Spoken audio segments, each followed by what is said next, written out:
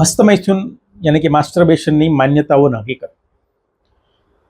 માસ્ટરબેશન કે હસ્તમૈથુન આ ટોપિક ઉપર આપણા સમાજમાં ઘણી ગેરમાન્યતા હોય છે. દાખલા તરીકે એનાથી નબળાઈ આવી જાય, ઇન્દ્રિયને નુકસાન થાય, તમારી યાદશક્તિ ઓછી થતી જાય, વીર્ય ખતમ થઈ જાય, લગ્ન જીવનમાં ભવિષ્યમાં સમસ્યા થાય, હસ્તમૈથુન એ પાપ ગણાય, એનાથી કમજોરી આવી જાય, આવી બધી ખોટી માન્યતાઓ આપણા સમાજમાં સાંભળતા હોઈએ છીએ. પણ વાસ્તવિકતા એ છે કે હસ્તમૈથુન એ નોર્મલ, હેલ્ધી અને સેફ શારીરિક પ્રક્રિયા છે અને મોટા ભાગના યુવાનોમાં આ પ્રક્રિયા કરતા હોય છે. પરંતુ પ્રોબ્લેમ ક્યારે થાય કે જ્યારે એની સાથે ગિલ્ટ, શરમ, ખોટી માન્યતાઓ જોડાઈ જાય ત્યારે વ્યક્તિને એન્ઝાયટી છે, ઇરેક્ટાઇલ ડિસફંક્શન યાની નપુસંગતા, સેક્સ પ્રત્યેની અનિચ્છા વગેરે તકલીફ થતી હોય છે.